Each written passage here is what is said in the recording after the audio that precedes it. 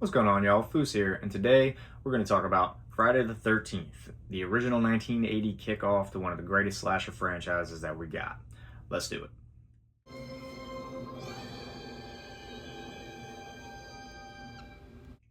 Alright, y'all, so Friday the 13th, released in May of 1980. This would be written by Victor Miller and directed by Sean S. Cunningham. We would get an awesome soundscape in this movie composed by Harry Manfredini. And we would get some acting performances to remember from Betsy Palmer, specifically as Mrs. Voorhees.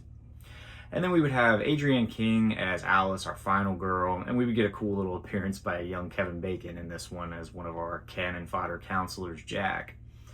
Now, riding the success of John Carpenter's Halloween in 1978, Friday the 13th would become the first independent slasher film to be adopted by a major motion picture studio when it was purchased by Paramount. Now, there's no denying here that this movie was intended 100% as a ripoff of Halloween. Now, the powers that be behind this movie have been on the record for even saying such at this point. Now, while Halloween would focus more on atmosphere and psychology and story, Friday the 13th would focus more on sex, drugs, and blood. So they gave you, right out of the gate, we knew what this franchise was going to be all about. Now, just a quick little plot synopsis on this one. Friday the 13th is set at Camp Crystal Lake, where we follow a group of teenage camp counselors as they're trying to prep this campground to open for the first time in a significant amount of time, as the camp has a bloody history, no pun intended, where we've had a kid drown in 1957, and the following year some murders, and the town has this reputation that this lake is cursed, so nobody local wants anything to do with it and thinks it's a bad idea that anybody's up there doing what they're doing. So one by one, these camp counselors start being stalked and killed off by an unseen assailant in this movie that we'll ultimately learn at the end is driven by some serious maternal revenge instincts here. But that's what we got. We'll go ahead and we're going to jump into some positives here on this one. First thing on the positives for me is the first-person killer situation that we've got going here. We don't see anything about the killer outside of, shot of the legs below the knees here or there, or minor little things throughout, but mostly we're just seeing what's happening from the killer's perspective, so purely reactions of the victims and minor little clues. That's it. Love the way that that's done up until the end there. Creates for an awesome, whodunit sort of thing that I'm fond of. Moving on to my next positive I'm going to point out here, has a lot to do with the kills themselves, and that's the special effects work that we get from the great Tom Savini in this movie. I mean, just awesome stuff. The axe to the face in the bathroom house, that's incredible. The arrow through old Kevin Bacon's neck, again, fucking awesome.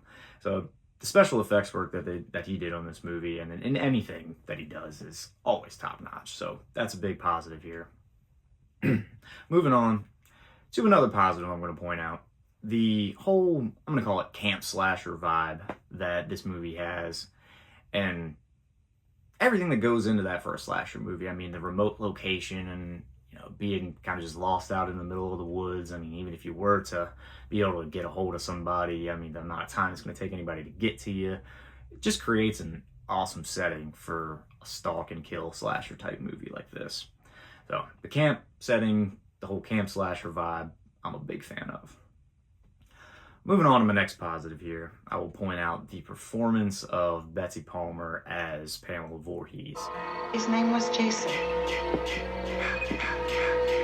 I was working the day that it happened, preparing meals. Voorhees. Now, this woman is altogether on the surface looks to be an innocent, sweet old lady, and then a switch just flips at some point in her and she becomes the most terrifying shit you've ever seen.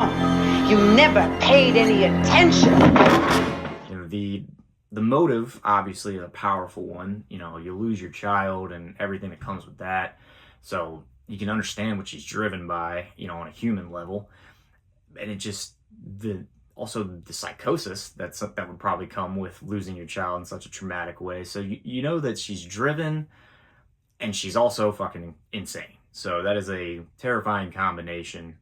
And the idea of her talking as Jason through herself as she's killing you, and I will get chills up my spine every single time I watch the movie when she hits the "look what you did to him" line. I mean, fucking terrifying. What you did to him. Look what you did to him. Fucking terrifying. Yeah, Betsy Palmer knocked it out of the fucking park with this movie. She created an incredible performance that, even though we don't have Jason in this movie, we've got a damn terrifying killer nonetheless. So, massive positive for this. Next thing I'll leave it on the positives here is a shot that I love in this movie. And this is after Alice, our final girl, has left the house and gone out. She's down by the water, and Mrs. Voorhees is not dead yet. She stalks her out of the house, and you see first a shot of her coming up behind Alice, and you see the shadow of Mrs. Voorhees on Alice's back, so we know she's coming up behind her. But then the shot that we get that is awesome is we see Mrs. Voorhees come into the reflection of the water over her shoulder, and every time I see that one, it gets me. It's an awesome shot. I love the way they use a reflection of the water to show you her sneaking up behind her. So that's probably my favorite shot of the whole movie. But moving on from the positives there, we'll go ahead and we'll transition over to a few negatives that I got on this one. All right, y'all. So as much as I enjoy this movie and I consider it a classic, it's not without some faults. So I'm going to go ahead and dive into a few negatives here that I've got for it.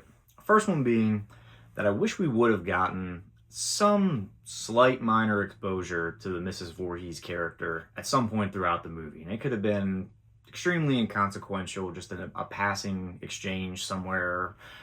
I don't care how you did it. I would have liked to have seen her at some point throughout the movie, to where when she's revealed later on and comes out, at the campsite, and you see her, she wouldn't have been a complete out of the blue, who's this character? So that was something I would have enjoyed. Another thing that I do not enjoy about this movie is the Crazy Ralph character. You're going to Camp Blood, ain't you? God damn it, Ralph, get out of here. Go on, get. Leave people alone. You'll never come back again. Oh, shut up, Ralph. It's got a death curse. And it's not that I mind them having this whole the camp is cursed narrative into town and all that. I'm perfectly fine with that. And we get it through other dialogue of other characters other than Ralph on a much less ridiculous scale. He's just, I don't know, over top for me, and I'm not a fan of the Ralph character. I could have done without it in this movie, and his whole it's a death curse thing, we could have left that out, and I would have been just fine still with Friday the 13th. Moving on to my next negative, I'll point out the group of camp counselors that we get is just complete cannon fodder in this movie. I don't think there's any of them that really stand out that make you give a shit about them dying at all. And even our final girl, Alice, is extremely underwhelming to me. I mean, she's not offensive, but there's just nothing about her that's really memorable or that really makes you care too much about her, at least for me. The only character that you do kind of get some personality out of, and I feel like I could have started to care for, ironically enough, is Annie, and she's killed off first before she even makes it to camp. So, but yeah, the teens, not a big cast of characters that I'm going to remember or care too much about here. And that's kind of Friday the 13th thing. So, I mean, it's not a huge mark against the movie for what it's supposed to be, but having one or two of them that you could have attached yourself to a little bit more would have been enjoyable. And maybe this next negative I'm going to point out here is just a me problem. I will admit I have not upgraded my Friday the 13th collection yet, so I'm still watching this on a DVD quality. You're a stupid dumbass. So maybe this is a me thing.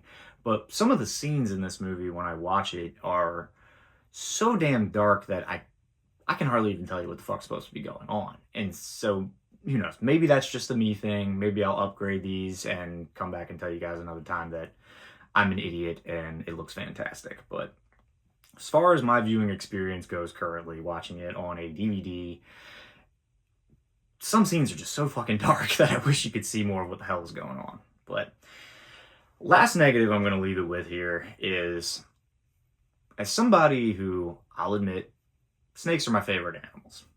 I don't know why. I grew up watching a lot of National Geographic, Steve Irwin, Crocodile Hunter shit, so I just learned to love snakes. Thought they were fascinating, and when I learned that we killed a real snake in this movie, that shit kind of pissed me off a little bit. So to whoever's idea it was in the original Friday the 13th movie to kill a real snake just to do it, fuck you.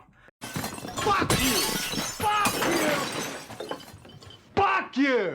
But that's my last negative I'll point out here. So a couple final thoughts that I'll leave us with here on this one. It's a pretty monumental movie, obviously. It kicks off a massive franchise. Friday the 13th is up there in contention as one of the biggest slasher franchises to exist. And for me, it's a special one because while Michael Myers certainly became the scariest of the slashers out there for me, and Ghostface is probably the coolest, but Jason was the first love for me as a slasher. And I was exposed to him probably, I think it was the fourth was the first movie that I saw as a kid. And there's just something about Jason the first time you see him. I mean, he's this massive dude with a machete and a hockey mask just fucking shit up. And so Jason early on was my first slasher love. So this movie's always going to be special to me as it kicked off this franchise. And the last thought I'll leave on this movie is what an absolute power outfit our guy Steve Christie was rocking when the kids showed up to camp here. I mean, cut off shorty shorts. This guy had the bandana around the neck. Pretty sure he was wearing like some socks that looked like a Santa Claus suit. Yeah, I mean, wow. Here, let me give you a hand with that. Thank you. What a hell of a fit his man was rocking. But yeah, that's all I got on this one. As far as a rating on this one, if I'm going to give it one, I would say the original Friday the 13th is probably going to be a 3.5 out of 5 for me. And not a bad way to kick off a franchise at all. But these movies definitely start to get my heart a little bit more when, Jason actually shows up. And in particular, when we get the Jason that we all kind of know. I mean, I want to see my Jason with a hockey mask. I mean, Sackhead Jason in 2 is great, but these movies really start to hit me once we start to see Jason. Hockey mask wielding, machete swinging, badass motherfucker Jason. But that's all I got on this one, guys. So be on the lookout for our next review coming up. I have not decided yet if we're going to double back to our Halloween 2 review at this point, or if we're going to go ahead and throw a Nightmare on Elm Street review out next.